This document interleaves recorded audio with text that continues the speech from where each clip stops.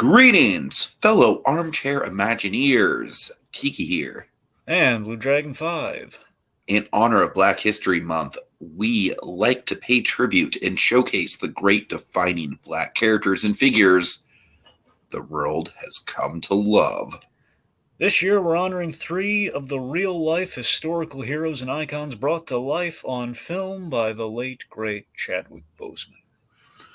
So without further delay, let's explore the history of Get On Up on Black History Heroes. I'm James Brown. James Brown. James Brown. The Rolling Stones. Rolling Stones. All right. Oh, God. So, Dragon, this is a really interesting predicament that I find myself in. You know why? Pray tell why, Tiki. Because when I first watched this movie, I was really blown away by it just on the basis of Chadwick's performance. Of course, on Black History Heroes this year, we're doing basically what we like to call the Chadwick Boseman biopic trilogy. And Dragon, like, I truly think this is probably the best performance of Chadwick's career. I really do. Like, this performance is so freaking energetic and electric. And Dragon, I do think this movie does a lot of interesting things as far as the visual look and stuff, but I think you kind of know where I'm going with this. I gotta tell you, Dragon, I hate to say this, I really do. I still really like this movie, but I gotta be honest, a part of me, like the second time around, rewatching it, I do think there is a little bit too much of the cradle-to-the-grave stuff. I think there's a lot of good stuff there. And I don't know. I'm more mixed about this movie now than I was the first time I watched it. So the performance holds up. Some of the elements hold up. I don't know. I think it's like I really do like some of the elements of it, like how it's told out of order and the breaking the fourth wall and stuff like that. I honestly just wish, sort of like as my main thesis statement for this movie, I wish the movie would have committed to those bold style choices a little bit more than they do. Because, frankly, I don't think the fourth wall breaking happens nearly enough, and it's kind of almost jarring when it does happen, because it's sort of, I don't know. At least that's how it was for me. I feel like it's almost like they really needed to go all in with that. And I think it's cool when it happened. I just don't think it happened enough. And with the being told out of order, again, I also think, like, I don't know, at a certain point, Dragon, I really feel like it's kind of like I was watching it where it's like, yeah, this is like, it's interesting that it's told out of order, but it's still very much like, okay, he had the unhappy childhood, and now there's, you know, the scene where it's like, hey, kid, you're great, but the other band members suck. You know what I mean? And then there's the one guy that sticks with him. And I don't know. Like, there's definitely a few compelling elements here and there. Certainly, I think Act 2, Dragon, is the weak point of this movie. Like, Act 2, I was straight up going into it a second time, I was honestly like a little bit bored with the second act this time around. I think the first act is really good. I think the third act is fantastic. But I do think the second act does kind of get bogged down a little bit in just like, and now he's the star and we're going through the biopics tropes and he's getting too big for his britches. Once the big low of low things happens and it connects to the cold open, that's obviously where the movie gets really interesting again. But I feel like it takes a long time sort of building itself back up. So that's my very long-winded sort of explanation for my complicated feelings about this stellar Chadwick Boseman performance. All right. Floor's yours, sir. Yeah, so I think this is an excellent biopic that plays with narrative. It's got style. It captures the style, soul, and funk of James Brown. It's Chadwick Boseman pushing himself after 42. And again, this is bringing it back to the analogy I had for Chadwick Boseman, where this is Chadwick Boseman absolutely as the conduit, man. He's the conduit. where he basically is channeling the spirit of these historical figures that he is that he's playing, and he becomes his role in a rather in a haunting way. I think he just so accurately instills James Brown. It's kind of like it's startling to a degree. Like, my God, that's James Brown. It's basically, if James Brown were in better shape, he'd be Chadwick Boseman. I mean, especially the later years of James Brown, because he really does go like it's very much a startling kind of like, he starts off as a very young man and goes all the way up until like, like the modern kind of like, 80s, 90s James Brown that Yep. that you and I were more familiar with, Yeah. from TV and stuff. So Oh yeah, yeah. Yeah, so really, this movie, again, it kind of, it shows the highs and lows of the man's life masterfully. I felt when we see the very high highs, but especially, as you know, the lows, very well communicated here. It gives you an insight into what it's like to be James Brown. I think that's kind of the core kind of prerogative of the movie. Like, what is it like? Again, we've seen biopics before, and we've seen Cradle to the Grave. I think to differentiate things here, really playing with the perspective of, we know what this figure is, we know what he does, but we're really getting into his head. Where you look at the Elvis biopic, and I like that biopic, but again, that one is suffering from what we usually see with the Cradle to the Grave stuff. And you look at that movie, and it's like, I'm Elvis has a very interesting story, but we don't fully get into his head that much. We see his performance, we don't really get into his head, because I feel like Tom Hanks literally hijacks that movie. Well, that was my problem with Elvis. Well, that's the thing. Kind of because of the narrative structure. Tom Hanks is his obsession with getting Elvis into that damn Christmas special Dragon. Yeah. Anyways, go ahead. So that's the thing. It's like, we're in Tom Hanks's head predominantly for that movie. Yeah, yeah. Tom Parker, we're very much in our star's head, which I think is refreshing. It's a good call. And we see basically the movie is all about how the pain that goes into fame, but not in the usual sense that we see. We see, what I love most about this movie is that we look at a celebrity. We take James Brown and we distill him down to what the heck is a celebrity? A celebrity is a name. And what is the most recurring thing in this movie? It's James Brown saying his own name. I mean, it's that, and then people saying some sort of variation on "get up" or "you need to get on up," or just singing the song. But seriously, like, the most recurring. No, but you're right. Yeah, he is like Dragon. Oh my God, I feel like Honest Trailers. Like I said, I really do feel like Honest Trailers would have a field day with how much repetition is in some of this movie. But that's the thing. I mean, I hilarious as it is and entertaining as it is of him saying his name, but I love that we added, like, a dramatic through line there where he's saying his name so much, not just because it's like kind of like a funny thing. It's not like Dracula from Billy and Mandy, like, Dracula don't suck, Dracula scrape and lick. It's like, we're not just doing, obviously Dracula's taking a page from James Brown. That's why it's like that. But it's just the fact that all he has ultimately at the end of the day is his name and what he's done with his name, because he has no mama, he has no papa, essentially, as we stress in the movie very well with what happens with all the abandonment. All he has at his core is his name. So that's why it's like he's built himself up just by embracing his name. He took like a nothing name and he turned the nothing name into Elvis Presley. It's kind of like the whole idea of like the famous flames. I mean, I'm sure we'll get into it, but him throwing the word famous into it right off the bat. Yeah. Basically, so that's the thing. I love everything we're doing with James Brown in relation to being and to celebrity and fame and all that. And again, I kind of my shorthand is, this thing is in the class of Rocketman in terms of like a musical biopic with style, in which we're really kind of reflecting the style of the artist in question to the way in which we tell the story. So again, it's like, if you have a character who says his name a lot, James Brown is going to be a reflective character who can basically address his own story.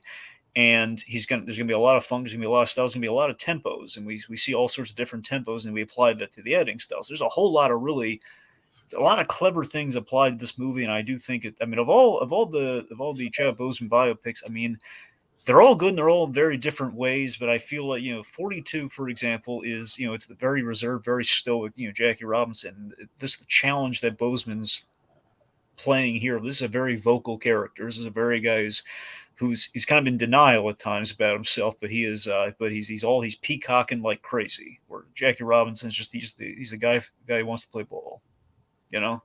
No, I mean, we very much said this about his Jackie Robinson performance, but it was a very impressive performance. But it was impressive very much in how reserved it was. Yeah. You know what I mean? Like the impressive part of it was the subtlety.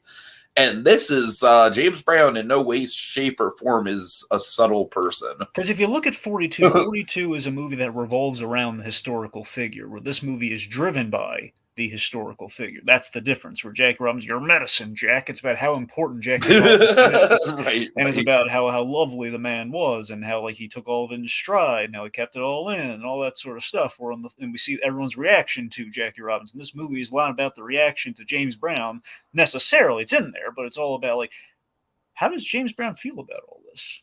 Uh-huh. You know, it's kind of a mystery to a degree. Of like, how does the man, like, you don't know much about the man beyond like how he sounds. Like, what does he think?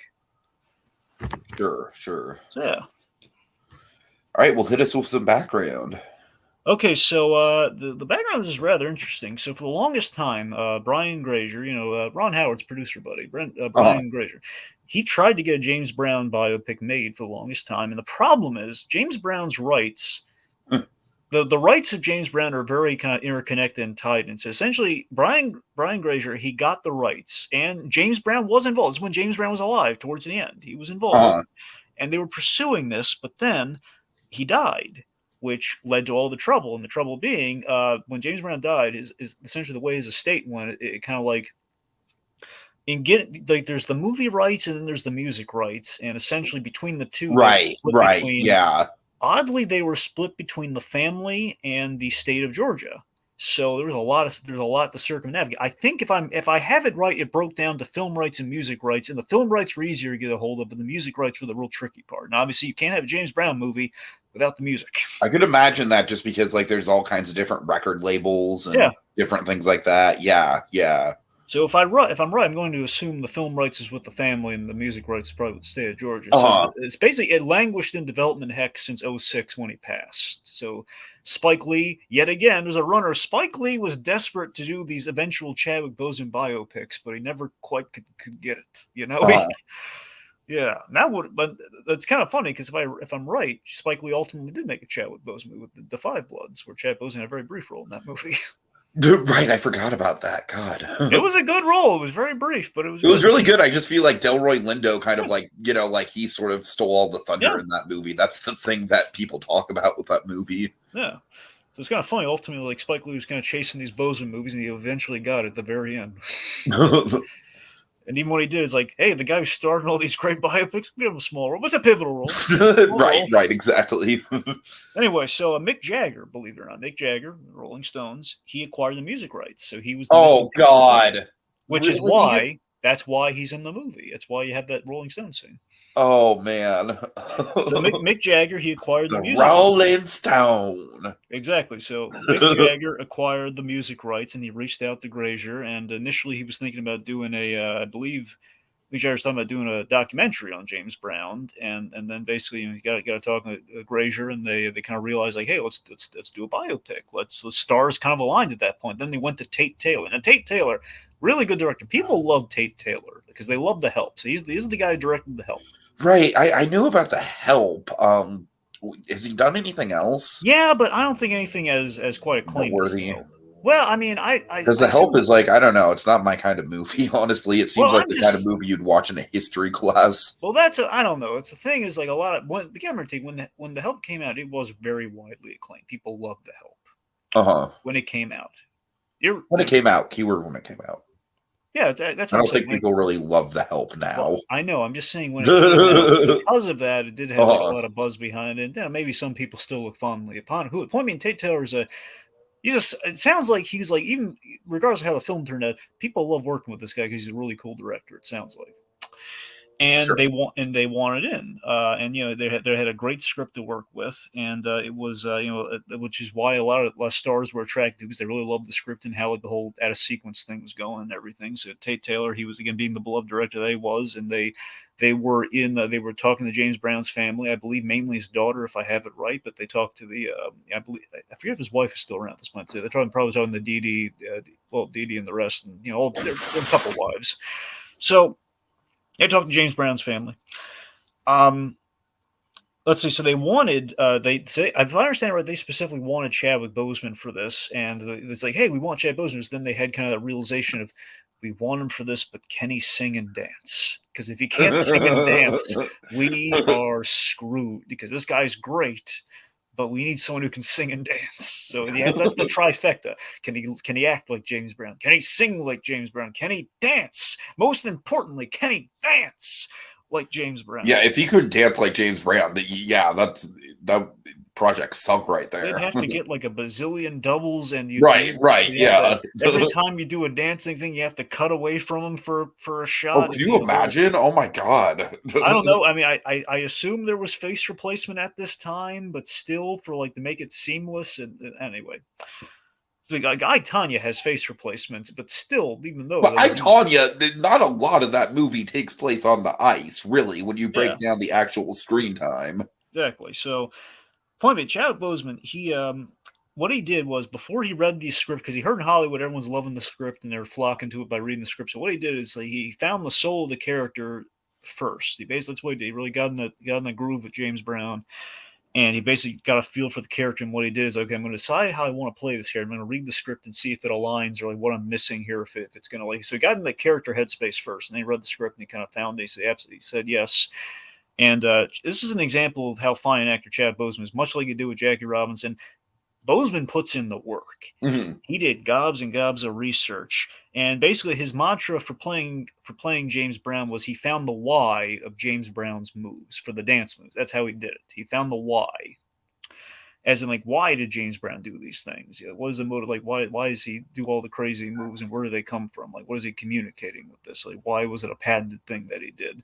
And they did a test. So he practiced a routine for 10 days and did a test of like one of the musical numbers, and he did great. And then you have, I believe, 2 months of dance prep, and 2 months of extensive dance prep for all these numbers and everything. And the singing was a combination of, so Boseman is singing during all these scenes, but they're not using the audio in all these scenes. Okay, that makes sense. Yeah, but I mean, with him singing, like, you still get the physicality of it. That's, and the physicality's there, and he's singing, but it's probably that's actually a really cool trick to do. Now, if I understand it right, I'm not saying that, I don't know if they necessarily did it exactly like Bohemian Rhapsody or not. Bohemian Rhapsody is a combination of the stuff, in terms of, like, he's singing half the time, most of the time. It's like, I think for this, the majority of it is the James Brown audio from certain concerts. I can certainly acknowledge this movie's better than Bohemian Rhapsody. well, sure, Tate. It's not really a hard. Yeah, I know. My point is, like, the way in which Rami Malek did the singing and stuff there. I mean, it sounds like they basically did it where it's mostly James Brown, but I don't know if this is necessarily true or not, but it sounds like when they did A Man's World, that might be old Chadwick Boseman. I'm not sure. Got it. At the very least, he sang that. There's a funny story. When they did that scene, Chadwick Boseman, they really went for it, and the director was so enamored by it, he didn't yell cut, so it kept going and going and going. Oh, God.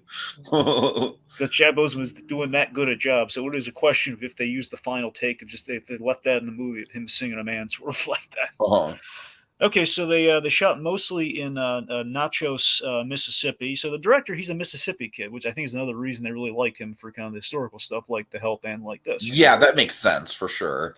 So that was another reason Tate Taylor felt really connected to this, and also a reason they kind of went for Boseman, where Boseman is kind of adjacent where he grew up. He's like from North Carolina, so there's kind of a Mississippi crossroads sort of area. Sure.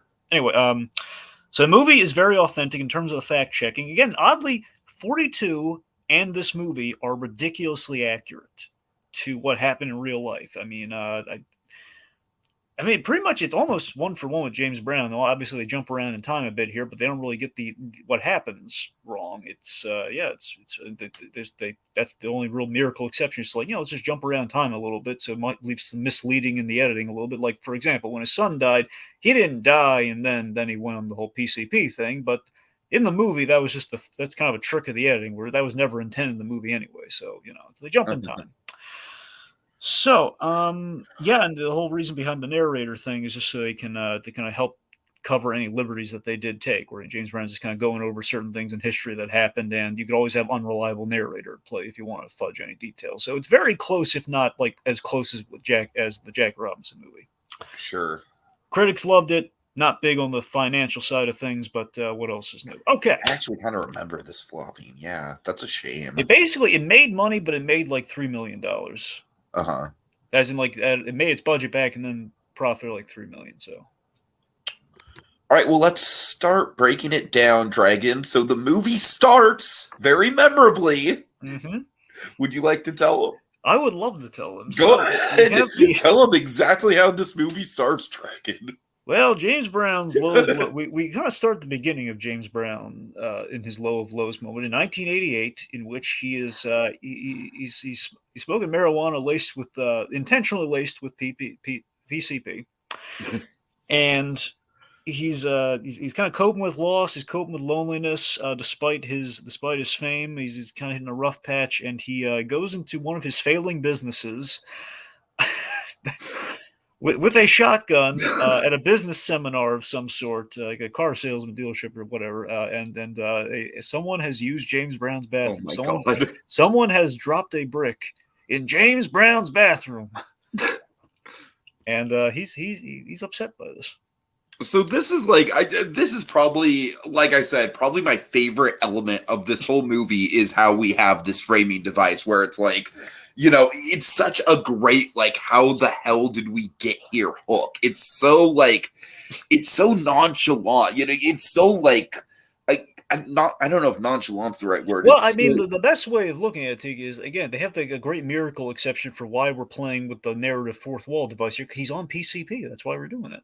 Oh God! Seriously, that's why, because he's on PCP as he's telling us what's happening here. As he's kind of basically he's telling all this whole movie to those folks that he's holding hostage there in that scene. That's essentially what's happening. Like, I mean, I thought that the Rocketman framing device was really good, but like this is like another level. I don't know. My whole thing though is that unlike Rocketman, I don't. And again, Dragon, this is where you and I feel like kind of differ. I just don't think this movie commits as much to that structure. I wish that we went, I wish that we went back. I don't know. Again, I feel like, do you think that the movie could have used a little bit more of the fourth wall breaking? Because I really do think that it's some of the most electric stuff in the movie when it does happen. I mean, that's the thing, Tiki. It's like what you just said. It is electric when it happens, so it just feels, I don't know, like when they do it, and ultimately between the editing and between the kind of the fourth wall device, like when we're doing like the James Brown thing, walking down the hallway, and when we're when we're like where he's getting arrested and everything, it's like we're playing with time and everything. I think we're accurately using the devices, and I think between the editing and him breaking the fourth wall, I think we're covering a lot of ground that is helping the emotional kind of pathos of the movie. So I think we're doing it just the right amount. I mean, I don't know if like any more, any less would have. Well, I think less would have been. If they did any more, I don't know if it would have diluted or gone overboard, or I don't know. It's either the right amount or maybe they could have done more, but I think it's the right amount. All right, that's fair. That's fair. That's how I'm satisfied with it, but maybe they could have done more. I don't know what they would have done if they did more, because I think it's pretty straightforward what he's doing here. So I one thing I do like is that when we go back in time, we don't just jump right away back to the childhood. We go to, like it does have kind of like that out of order thing, because just think about it, because we go from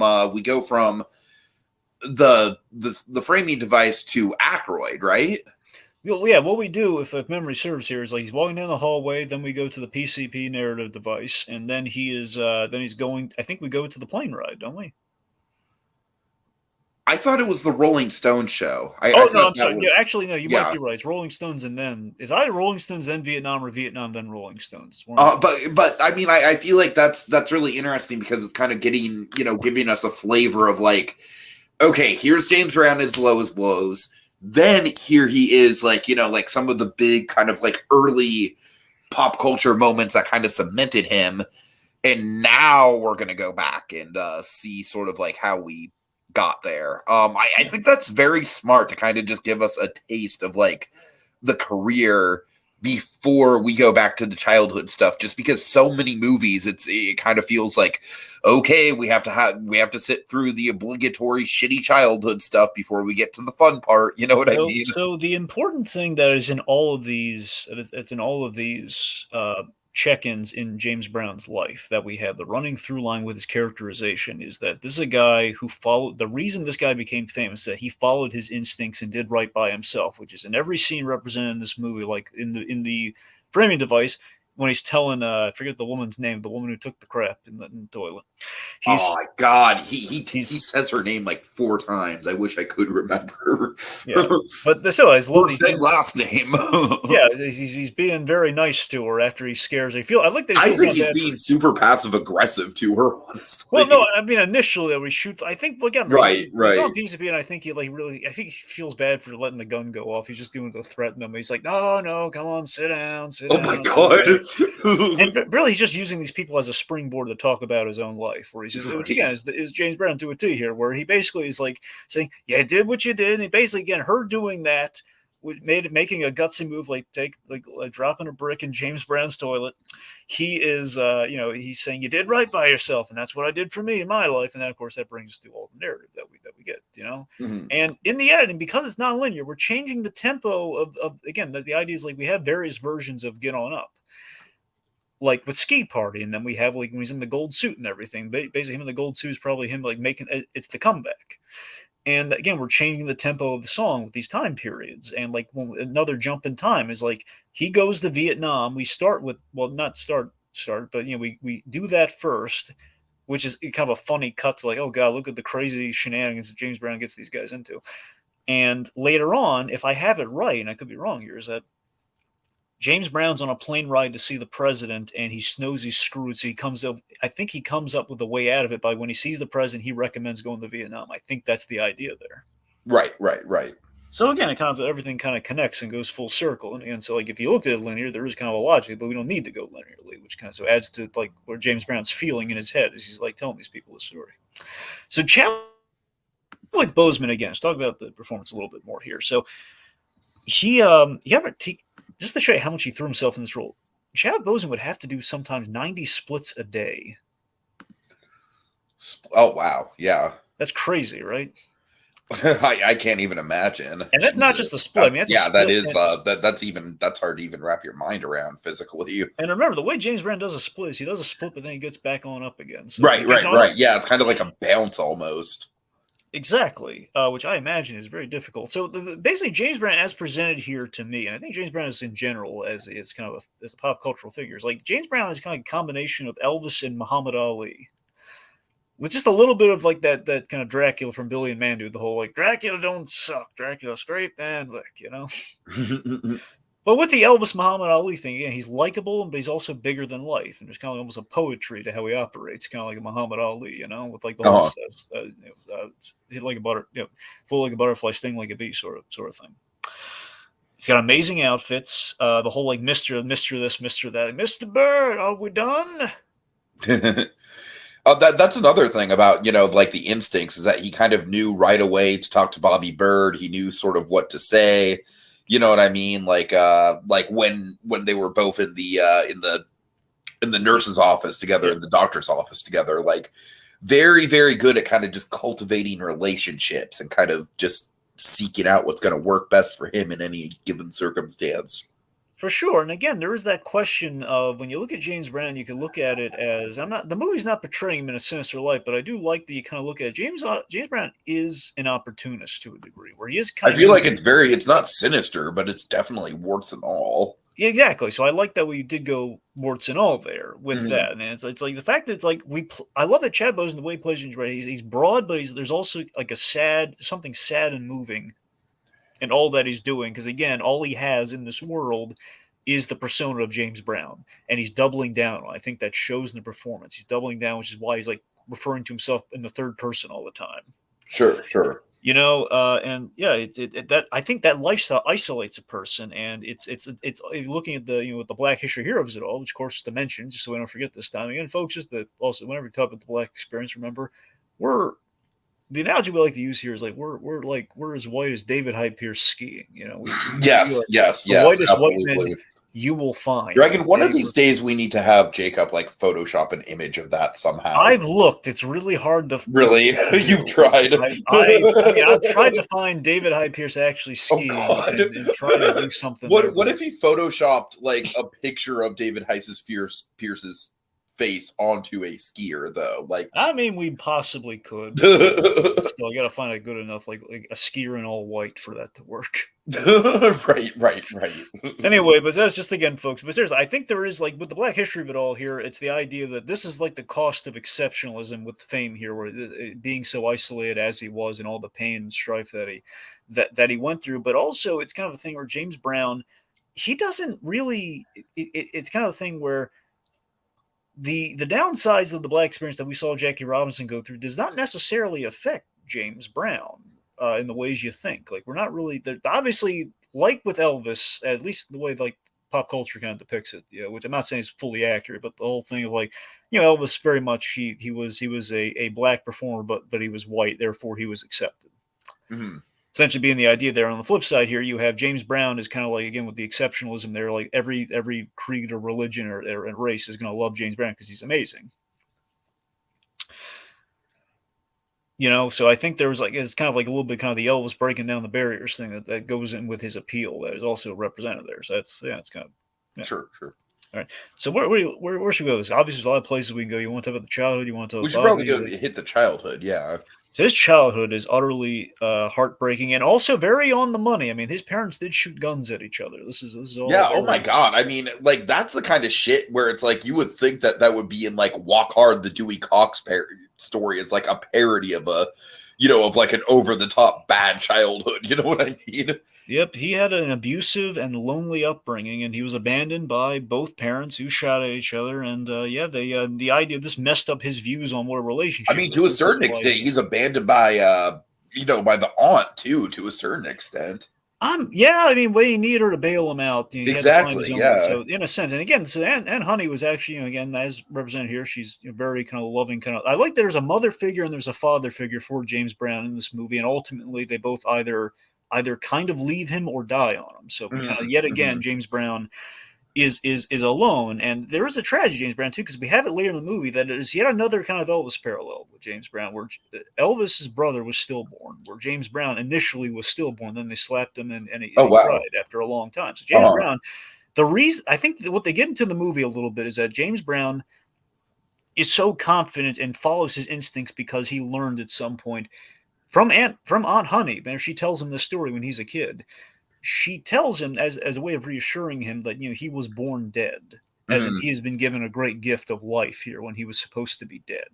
So because of that, there's a confidence, and that's why he goes on instinct. That's what kind of motivates him to kind of like go with the instincts, which is taking him far. Sure. So Boseman is playing him from age 15 to in his 60s. Fucking crazy. That's nuts. And Boseman looking as young as he does, you do kind of buy the age. No, I mean honestly, way more than like the average like CW teenager. You know what I mean? Yeah. That's the thing, because he's like stealing a suit at 15, and then in 93 he's in his 60s. I think is how that goes. Yeah.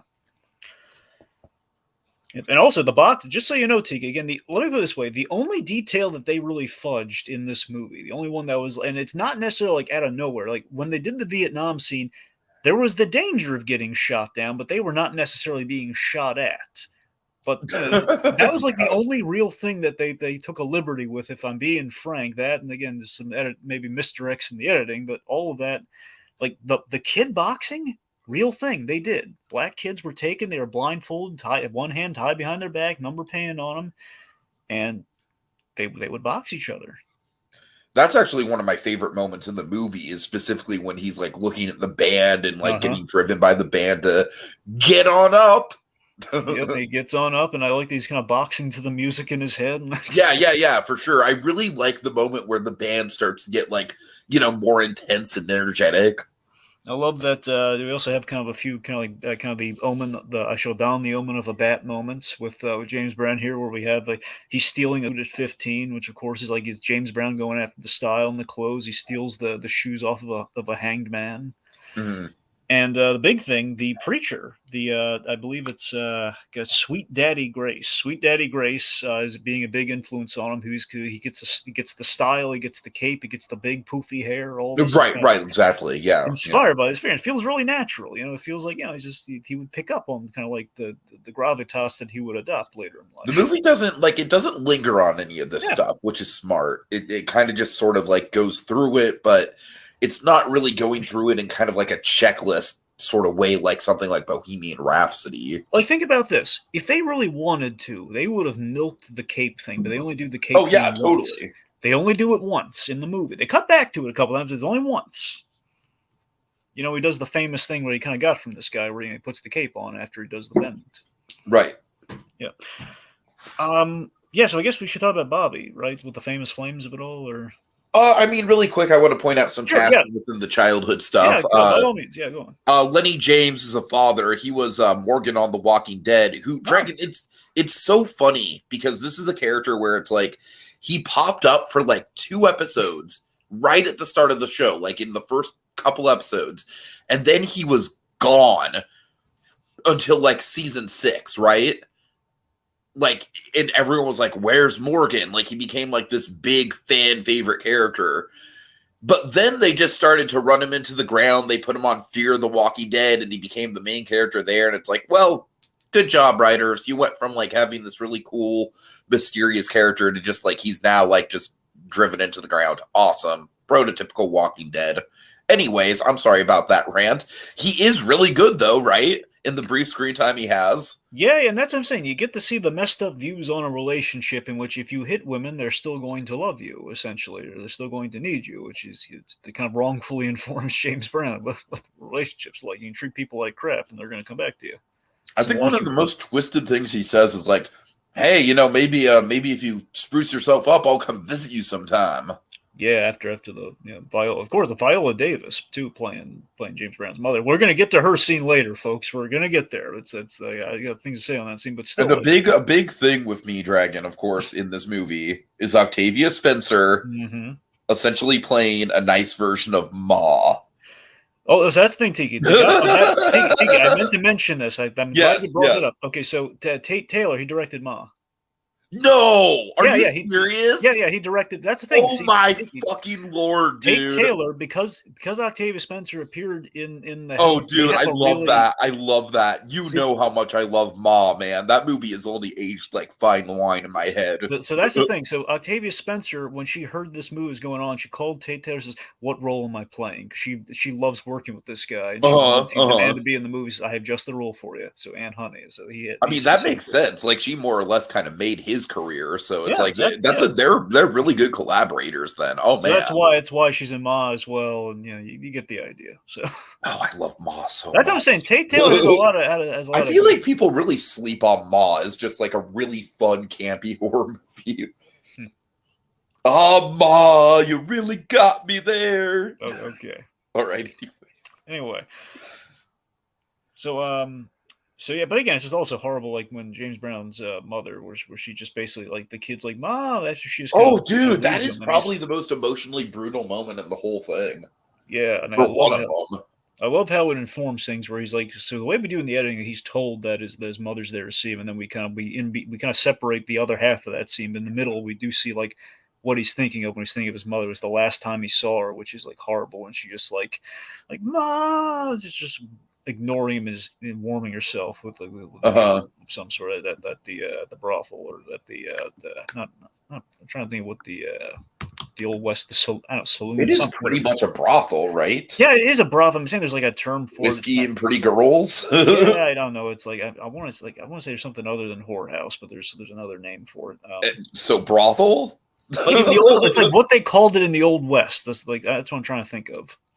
I don't know. Anyway, point being. Yeah, anyway, so let's see. I guess should we talk about the famous flames then? Yeah, sure. Well, like I said, I really do like the whole notion where it's like he puts the word famous up front right away. That is a choice, and he is owning it. You know, I feel like that's one of the first times where the movie really kind of, nails down his self-assurance. You know what I mean? Well, also remember they wanted to be basically a church group, and he added the famous flames, and he got them into the R&B of it all, and then he kind of pushed beyond that. They got James Brown driving all that. So let's talk about Nelson Ellis. He's the guy from True Blood. He's the Yeah, I have not watched 1 ounce of True Blood, so I have no idea who this dude is. But he was really good, though. He was a very good kind of, I mean, I don't think he's like as compelling of a character as like, let's say, an Eduardo Saverin or something like that, as far as like, like the foil to the main character in a biopic. But it's still pretty good nonetheless. I mean, I think it's more or less, like I said, a little bit of a, like, we tread some familiar territory, I feel like, with the famous flames, especially with, the first Dan Aykroyd conversation. I feel like James Brown almost kind of like spells it out like, yeah, I saw this coming. But I do like that with Bobby Bird Dragon. I do like that throughout the movie there is this sort of inner turmoil with him about, like James Brown being his meal ticket versus the self-respect. You know what I mean? Because they are kind of, there is the closest thing James Brown has legitimately to family is Bobby. And I think the whole thing of the movie is that, again, it's kind of in contrast to 42, for example. 42 is about Jack Robinson hating that he needs people. And James Brown, on the other hand, is a whole thing where he's very kind of like in denial that he needs people, where it's like he does need people, but he's been so isolated in life. Like Bobby's the only person that he actually does. You say that like it's some big deal, like, oh, Bobby Bird's going to leave James Brown. Exactly. So that's the thing. So you get a sense that this guy's as close to a brother as he has in terms of this guy got him out of the whole, out of essentially juvie. The idea is back in the day, the excuse for it locking was not really juvie, yeah. Well, that's the thing. It was essentially the excuse for locking up young black men was you put them in essentially a juvenile correctional place that essentially was a prison for black people. That's essentially what it was in the South at that time.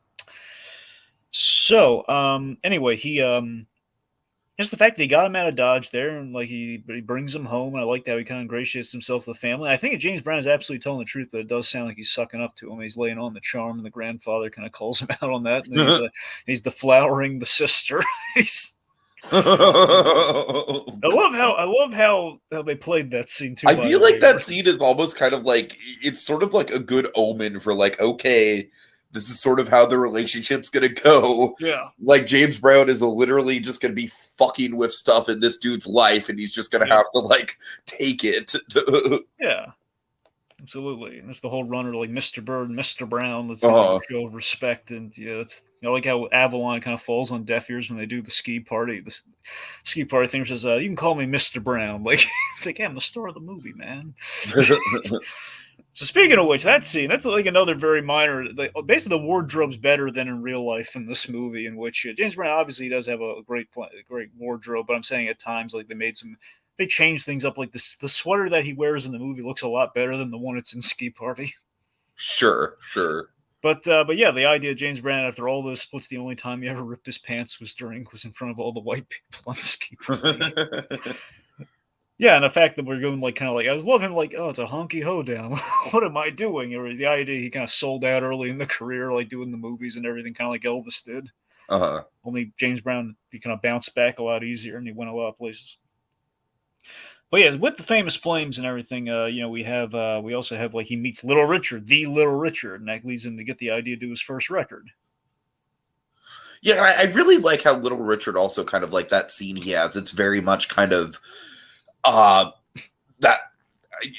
sort of like the origin story point of like, okay, like I am going to give you the validation to really go all in on what you're trying to be. You know what I mean? Like, I feel like Little Richard is really like kind of like he was the big tipping point from going, like James Brown, the very talented young man, to James Brown. You know what I mean? Yeah, like James Brown was more so like we want to be a musical act, and then Little Richard comes along Exactly. and says, "Well, Exactly. Right. why don't you Right. be like a star Uh essentially?" huh. Then of course, by the way, Fred Melamed, just him showing up as Mr. Nathan. I love the whole during the please, please songs. Like, please what? What is he asking for? Please what? I mean, that was really kind of like the cadence of the era, you know, Yeah, like the Beatles, please, please me. yeah. There's a lot of please. The fact is, Yeah. like the white audience did not quite get like what's the soul Oh of that? my God, that reminds me, Dragon. One of my favorite freaking moments is like like the Christmas Yeah, special. that's This movie has a great Christmas special. well, that's what I was talking about with Ski Party. That's the Right, right. Oh, wait, yeah, when you say yeah. Christmas, do you mean when he's in the Santa suit, or do you mean when he's No, doing the the ski sweater? party. The ski Yeah, party. Ski Party. That's what I'm saying. Ski Party is like when he's realizing it's a honky hoedown with the fourth wall breaking. Oh God, it's so funny. Yeah.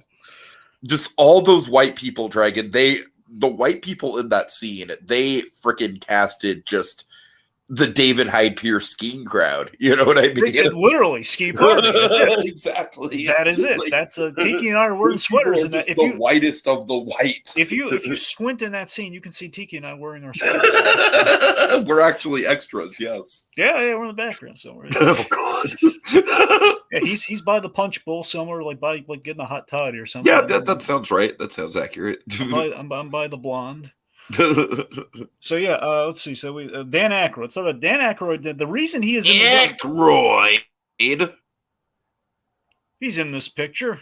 So yeah, Dan Aykroyd. He's actually playing a character for once. You know, it's like, I mean, he's more or less kind of just playing himself, but you know, it's nice to see him actually try and act It's a good role. And not just shill Crystal Skull vodka, which is mostly what I know modern Dan Aykroyd for. Well, that's more a you thing than is a Dan Aykroyd thing, though.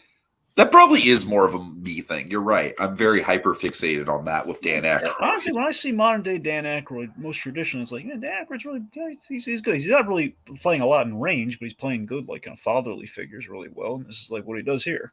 Sure. But yeah, so this thing. So Dan Aykroyd, the reason he's in this movie is actually really cute. Okay, so Dan Aykroyd said yes to this. I'm guessing it's got something to do with like the Blues Brothers or something, right? Do you know why? Yeah, I figured. Because remember, in the Blues Brothers, you remember who's in the Blues Brothers, don't you? Yeah, exactly. Yeah, exactly. James Brown, for the kids out there, James Brown, the real guy, is in the Blues Brothers. Yeah. And the director, one of his first movies, at least one of his favorite movies, is Blues Brothers. So he loves. I mean, I feel like it only makes sense for Aykroyd to be in this movie because of that. So it's really cool that they was able to do that. I think it's cool that they gave him such a meaty role, though. You know what I mean? Yeah, and I love that they very easily could have given him like the Mike Myers in Bohemian Rhapsody role or something like that. Yeah, this is the classier version of that. Essentially, what we do here, it's basically he's playing. If Colonel Tom Parker were a nice guy, he'd be exactly. I love it. It's one of the few like really nice things in this movie. I love that throughout the movie, the nickname for this character is Pops because he is very much James Brown's father figure. You know, so Ben Bard is. I like that he just kind of shorthands it. That just calls him Pops. Kind of speaks volumes to how much James Brown really does value this guy, and it's really nice. And basically, this is the guy who encouraged James Brown's ego. He basically he questioned it, but he respected his wishes. Like when James Brown said, "No, I want to play things live," which at the time sounded crazy. He said, "No, I want to do it live." Well, okay, fine, James. If I'm representing you, we're going to do it live. Sure. Then he hires Ben as kind of a thank you for all the support that he's shown him over Catfish. I love James Brown loved Catfish, so he really pushed for the Catfish during the business. Sounds like Walt Disney and chili. Wait, Disney really liked chili? Oh yeah, Disney was a big chili and cornbread. That was his favorite meal. I didn't know that. Yeah. I didn't know he was chili and cornbread, Dragon. That's literally what they serve you at the end of the Walk in Walt's Footsteps tour. And Walt was from Mississippi, right? Am I getting that right, or is that? No, I don't. Shoot, where was he from originally? He was like Kansas City. He moved around a little bit as a kid. Illinois, I think. It wasn't in say Mr. Banks. No, Missouri. Yeah, Missouri. Not Mississippi, Missouri. There you go. Okay. Anyway, that makes a lot of sense. Anyway, so I guess I was trying to see if there's a correlation between because the whole hot sauce thing, but So, but yeah, it's really nice to compare in that scene where he's basically laying out, like James Brown's laying out his plan here. And this is a good fourth wall scene where basically Ben is just going over like a long rant that James Brown doesn't care about, and he's just like saying, "Well, no, listen, kid, here's what you want to do in the business." Just going on and on and on as James Brown's walking around and basically stealing the camera. It's really funny. Anyway, so do you want to talk about the big scene? I mean, this movie. Are you talking about the Martin Luther King thing? Well, okay, that's right. You want to talk about the scene with Viola Davis? You want to talk about the Martin Luther King thing? I feel like let's go. I don't know. What do you think? I mean, for me, the biggest scene in the movie, most important scene in the movie is the Apollo scene with the mother. That's the MVP. To me, that's the most important scene. But if you think the Martin Sure, King, I just want to make sure that we give the Martin Luther King thing some time. So okay, that's the thing. So whatever you want to do, wherever you want to go. Let's start with the Martin Luther King. Okay. So in '68, they're in Boston after Martin Luther King was assassinated. Dragon, did you do the homework that I asked you to do? Yeah, I did. Okay. So yeah, folks, this is the first time probably in the channel's history that I'm going to bring up rap and hip hop. Again, I just want to hippity hop. In case it's been lost, I just want to reaffirm again David Hyde Pierce skiing. Anyway, go okay, so Dragon, the song that I sent you is I by Kendrick Lamar from the album To Pimp a Butterfly, and specifically the album version, because there's a few different versions of the song. There's a single version. This is like specifically in the context of the album. Dragon, I'm not sure if you know this about the album, but it is basically like pretty highly regarded and accepted as one of the very not best, if not the very best album of any genre of the last like 20 years. I mean, very, like, for me, for a lot of people, it's won I think it won a Pulitzer. You know, it's a big deal.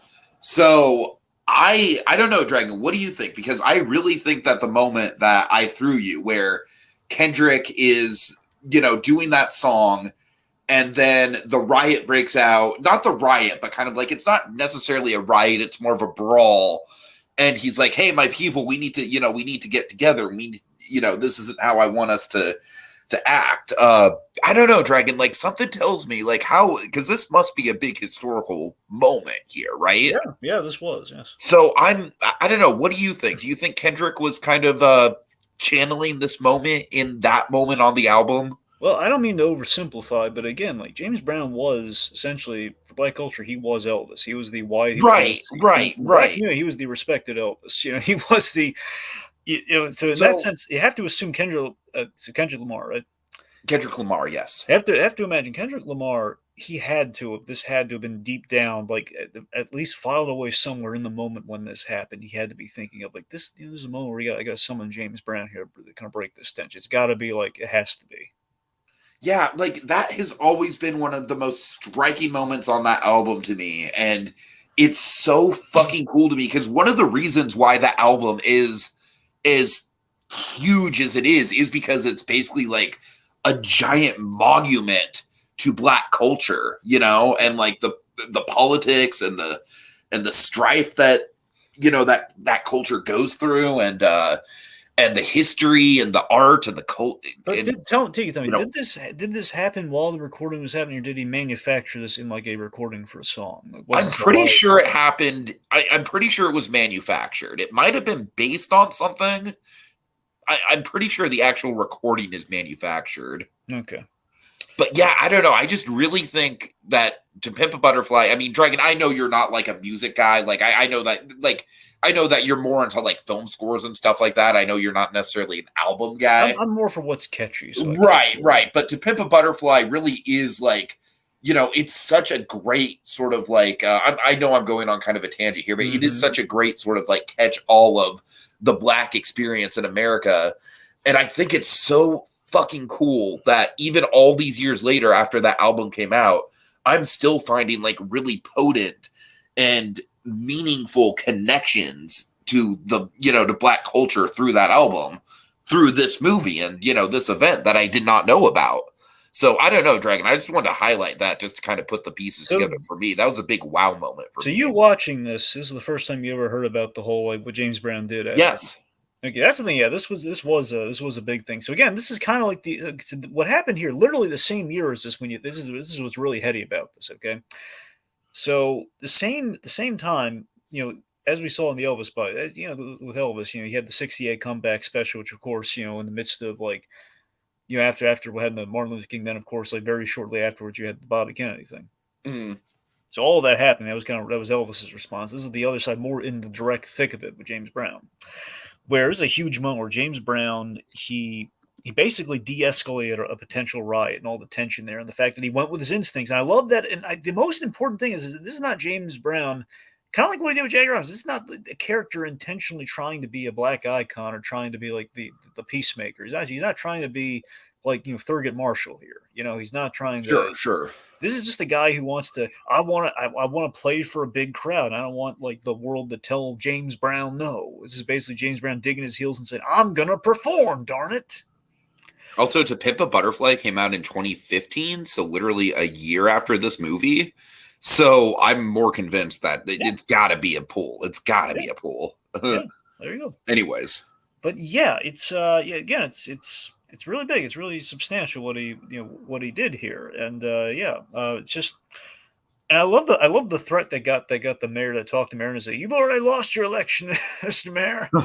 You've got to essentially you're either going to have like this like 10,000 black people, whatever the number was, 10,000 angry black folk on the in that area, or 10,000 angry black folk on your front lawn when I tell them who canceled this." So that's great. So that's the thing. We have this big moment with the whole "we are black and we are" basically "we are black and we are proud" moment, where he basically kind of a call of civility here, where he's basically reins everyone in. He lets him get on the stage for a bit and dance, kind of like what Kevin Smith did in that first evening with Special.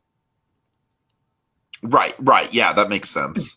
He lets him go on stage, lets him do a little dance, and then he calls him out like, "Guys, we want to be civilized here. Things are tense. I just want to play music. You want to hear music? You sit down. Let me play the music." Exactly. All right. Yeah, so again, not trying to be a diplomat, just being the consummate a performer with a gig. So, Dragon, by all means, I took the floor on that. Tell us about your Apollo moment. Well, right before I do that, I want to mention that there's Dan Aykroyd has a really great line that James Brown really stuck with me from this movie. I love how he delivered it, and I love how it's basically when he's on the plane ride right after this happened. It's a big moment. Really put I don't know if it was on Made Time magazine or not, but it was a huge moment in history. What he did here, and they're on a plane ride to see the president. He basically tells them basically right now both sides want him. Like the Black Panthers want him to endorse, help them in their cause, and now the president wants to help them with their cause. And basically, it looks like he's selling out to the man. And he tells James Brown in a reassuring way, "James, just relax and do what you do. Make all the choices like you've always had, because if you're scared, it does not end well for the black man." I thought that was such a good line, because it is true. Like if he's like, that's a lot of pressure to put on one guy's shoulders, and right. recourse like be James Brown, be the constant performer, be like the no cares, no worries, and and that's where you get the "Black and I'm Proud" song, with him and the kids. Sure. Okay, right. Now take it away, Dragon. Your big moment. Okay, easily, when I think of this movie, the best scene in this entire film is the night at the Apollo, and it is not necessarily the performance, but it's right before. No, it's absolutely not the performance. I mean, the performance is great; it's well shot, but of course, like they all are. Yeah.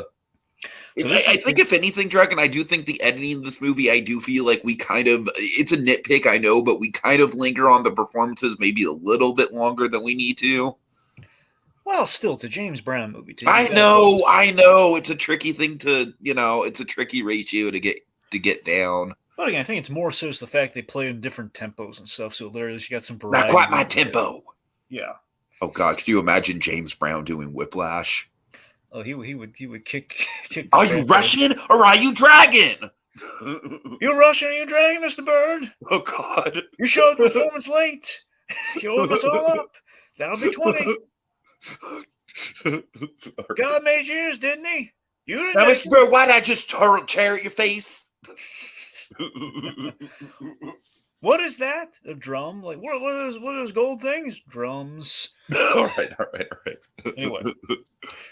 So this is one of the biggest nights of James Brown's life, and this did absolutely happen. Night Uh-huh. of the Apollo was a big night for him, No, I and remember that it's a really, really big album. It's a very famous album. Yeah. so right before he did that, his mother did indeed visit him behind the scenes. It had been years since he's seen her, and just the MVP scene of the movie. That this scene, even now, when you look back on it, it's very special because these two actors only share one scene in the entire movie together, and they do Uh-huh. not act again until Chadwick Boseman's last film with Ma Rainey's Black Bottom. Sure, sure, We sure. have That makes Chad sense. Boseman Yeah. and Wow. Viola Davis, and we see Viola Davis doing a really good job up to this point when she's acting with Yeah. the young James Brown, who's a kid. And again, you feel for this poor kid. Remember that heart wrenching scene to give context for this. Remember that heart wrenching moment where the mother is walking off, and then she desperately comes back to try and get the husband. It's a very messy scene. It's messy in all the right ways, and then she tries taking the boy with her It's like the after. husband does not want the kid and No, he also doesn't. does not want her to take the kid all in the same breath.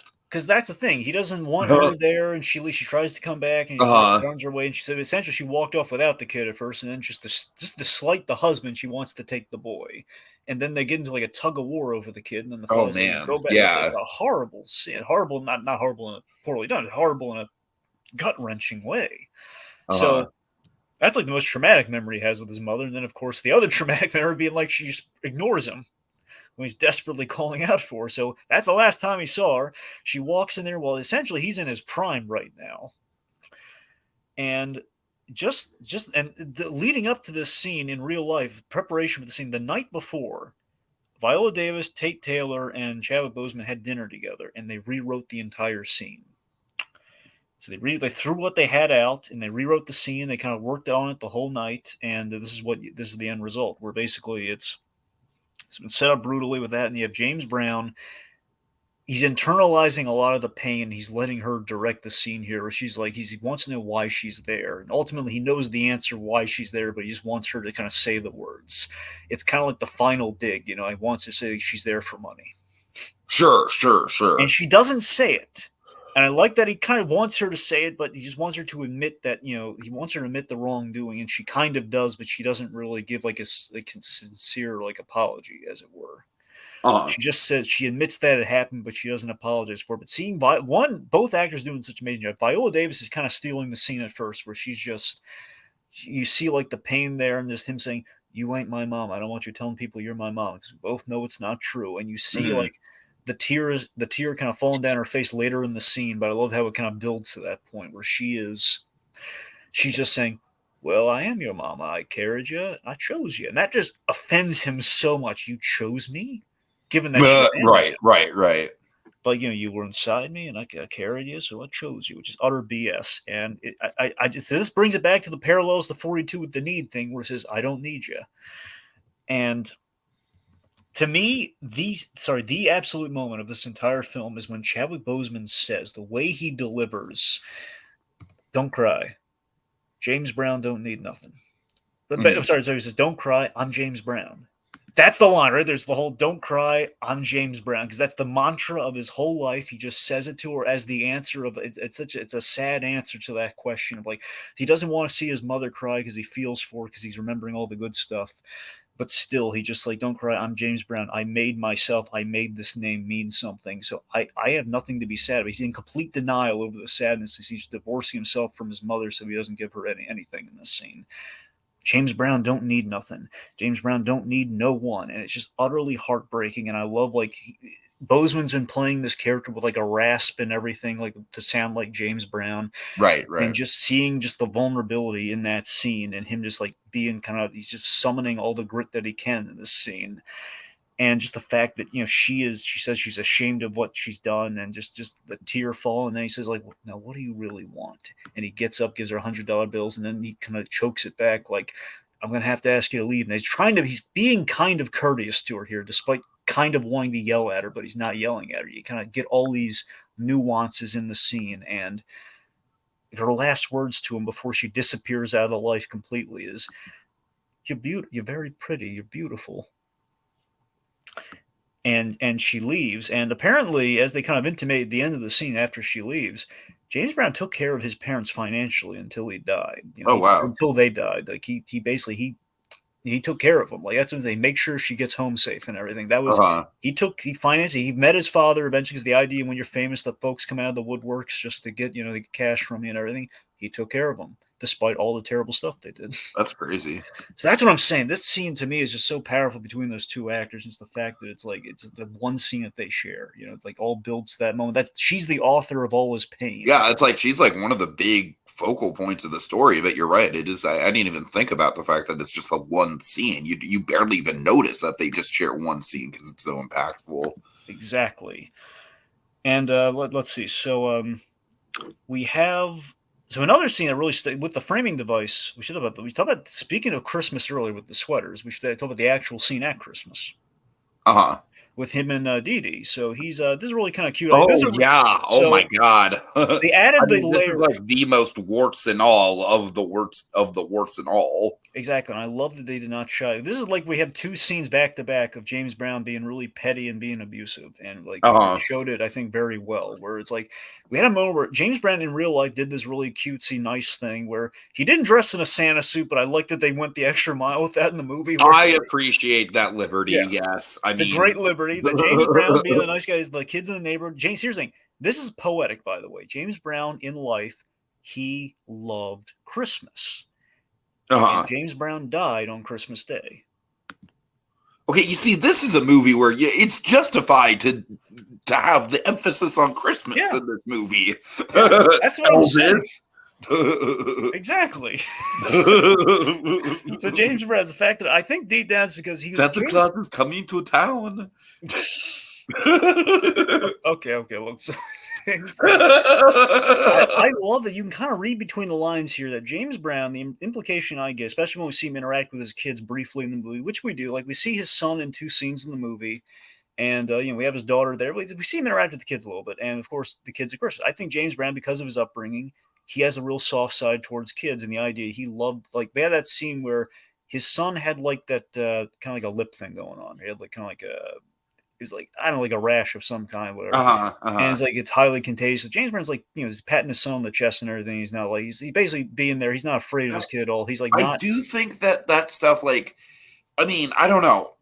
It's tricky, right? When you're talking about a cradle to the grave sort of thing, where with the son, it is the thing that kind of sends him over the edge, the son dying at the end and everything. But I do feel like the son, in the edit, kind of gets lost in the shuffle a little bit. And to be fair, I mean, again, this was kind of a misconstruing in the edit. The only reason I say that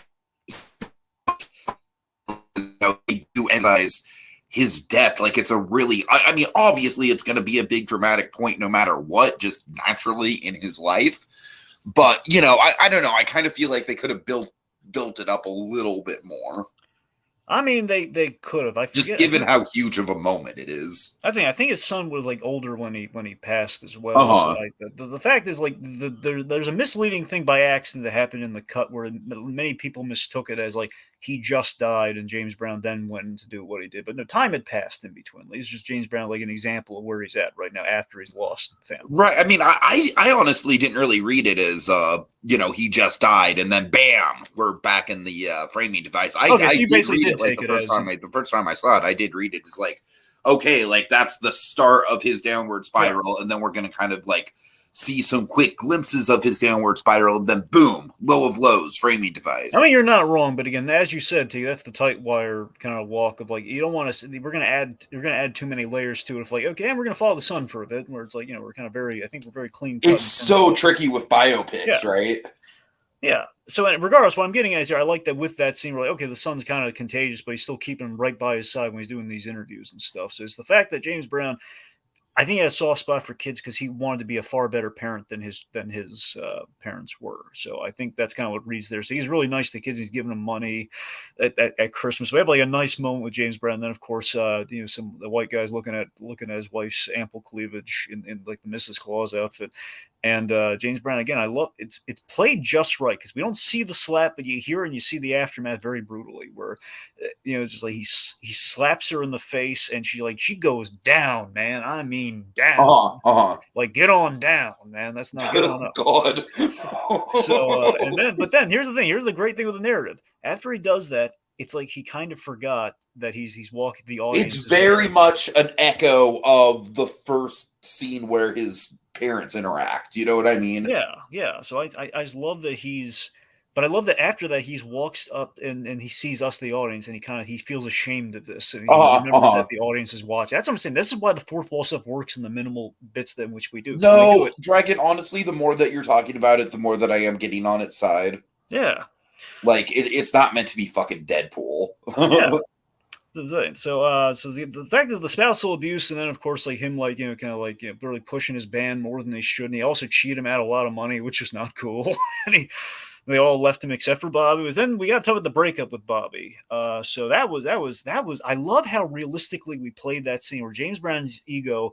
This is when he's come back and he's bounced back. He has money now. He actually can pay the band, but new band members because the old ones left him.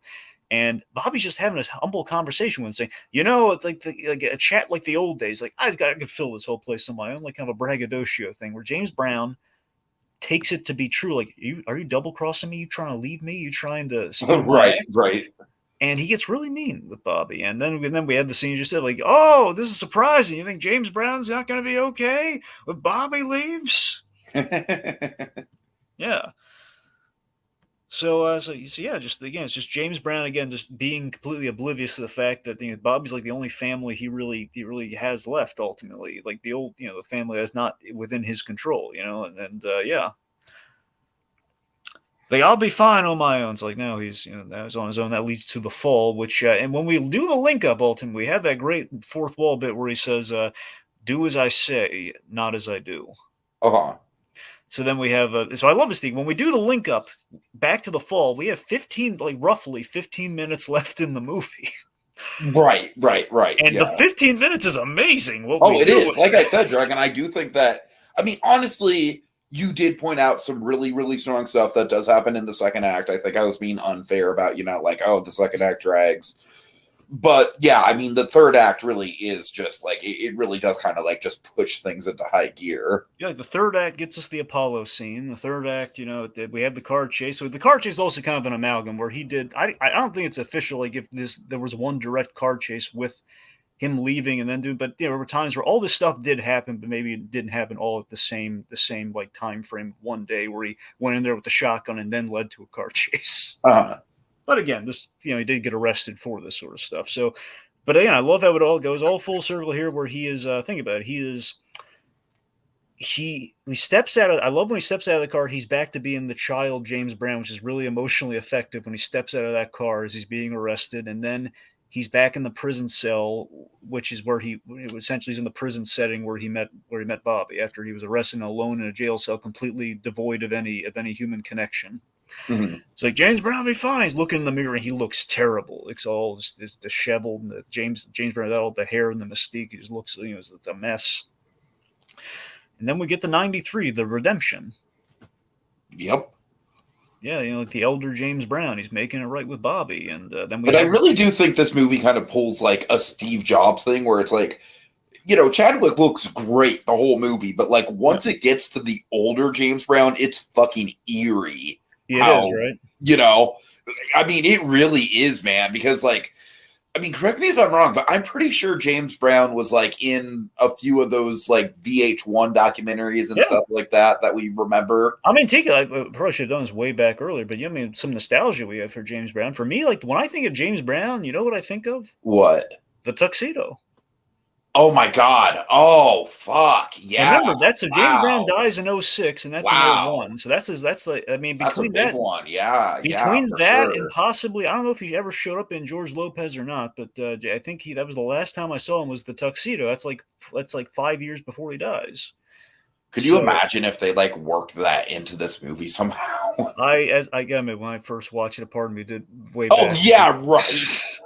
I knew they weren't going to 10 times as big of a pipe dream as Pixar being brought up during Steve Jobs. Okay, look, I didn't mean I seriously expected them to do it. I meant a part of me wondered, like, are we going to see that era of James Brown? Right.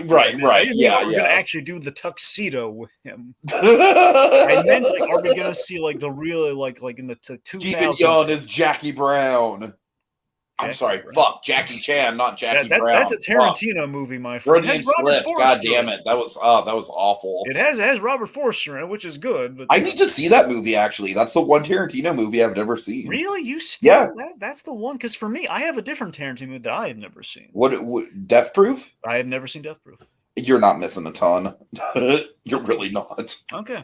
Anyways. Anywho, but seriously, we do. But yes, but you're right. Him playing like again, it's amazing that Chad Boseman being the young man that he was, especially at this time. This is like this is 2014. This is before Captain America: Civil War. This is before he's.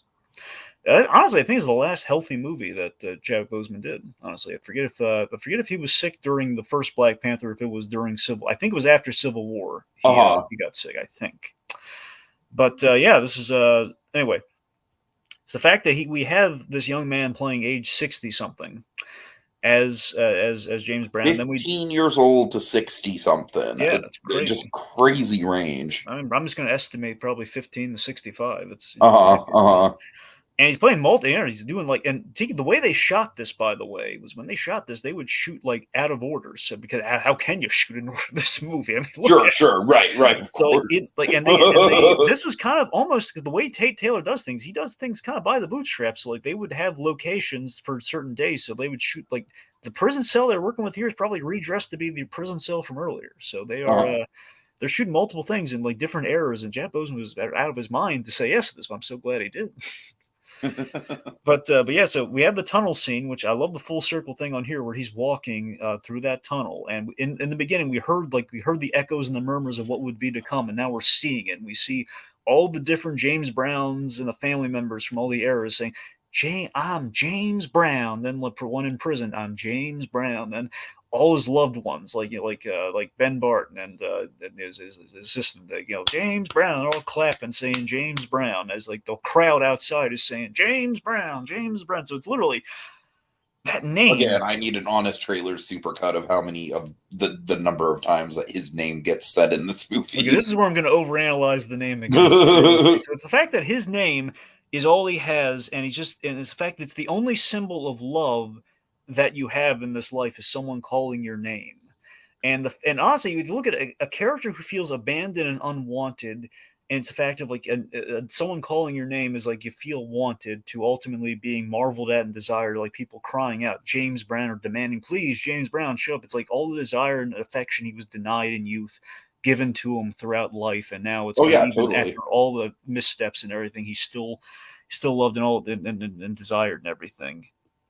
And we have we have the thing with the kid where he says like paid the cost to be the boss. Mm-hmm.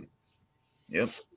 I do like how the kid is kind of like a mirror throughout the movie. That's a really good kind of subtle framing device as well. Yeah. I mean, it's effective. We already mentioned it, but yeah, it is effective. Yeah, when we pull this kid, we use him when we pull him in like moments like this, and when he's getting arrested. So yeah.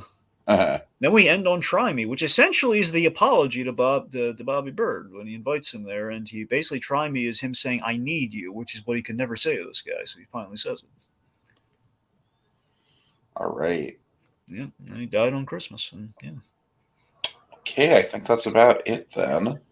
Yeah, but pretty good movie, eh? Yeah, no, I mean for sure. Conversation definitely like I said, Dragon, I do think there are some cradle-to-the-grave tropes here that are, I don't know, honestly, I do think the biggest one is just like the whole Dan Aykroyd, like, I know exactly why we're here. I'm going to sell out the band, aren't you? You're here to make me the star, but sell out the band. It's like, how many times in musical biopics have we literally seen that exact same scene? But we don't see that often, though. What? Just the way in which we do some of this stuff. Like, think about this. Assuming we didn't talk about, but just to bring it up before we get out of here. The way they killed off, and this is kind of like initially they were going to play out the scene, but they made the choice like, no, let's play it like this. It'll be kind of more economic for the screen time, and also might have more of an impact. When we cut to James Brown crying at the funeral, like digging the dirt into Ben Bart's casket, and you see like Ben Bart's cut to him dead on the ground, like having fallen over. Yeah, that is very effective for sure. That's what I'm saying. It feels like it's all we need to know. It's like we don't need to have some sort of big dramatic last conversation with him on the golf course, and then it's like Ben, pops. It's like we don't need that. We don't need that. So even when we do cradle-to-grave, at least cradle-to-grave-esque stuff in this movie, it feels like I said, I think with the whole like oh, we're gonna make you a star, kid, but you're banned. Like, I feel like that is even done a little bit tongue in cheek, where Yeah, James Brown essentially like, I know exactly where this is going. exactly. So that's what I'm saying. They're cutting the fat out even when they do that stuff to you. So it feels like if you're going to do a cradle to grave story, this feels like a prime example. This is how you do it with some style. Sure. Yeah. Also, I'd be remiss if I didn't bring this up. Nelson Ellis, the actor who plays Bobby Bird, who again is kind of the other half of this movie, the James Brown of it all. He too passed prematurely, so it's kind of unique to have him. And Oh wow. he died 3 years after this Oh, movie. that's crazy. I didn't even know Yeah, that. he died in Wow. 2017. So that's That's the thing. So wild. you have again, he and Boseman sharing the screen as much as, and also when they shot this, Nelson, because he was That doing honestly makes this movie like way more poignant. Like Jesus, that wow. because think with that last scene, with that apology between those two, and just knowing that these two actors again are kind of not long for this world, approximately from when they do this, because you have Boseman, he's going to have about 6 years left. This guy's got 3 years left, and just the fact that when they shot this, they went out of their way to make sure they got Nelson because he was shooting, I think, his last season of True Blood, so they only had him for a certain amount of days. So Uh, they had to really be economic with how they shot everything, and they got it. And again, it's kind of like they captured lightning in a bottle for a lot of this movie with a lot of like the unique things. Like if this movie languished for more years, we would not have gotten Chadwick Boseman for this, and it would have been a disaster. I mean, no kidding, right? Yeah, that's what I'm saying. So the stars very much did literally align for this movie, and that's all I really got for final thoughts. The movie's amazing. It's the stars align literally. We got everyone together, and I think we kind of captured the soul of James Brown. They did right by the guy, and they kind of told in the way that I think he would want it to be told. It's warts and all, but you know what? It's he brought the funk. He got on up, and we're all we're all happy as a clam. He did.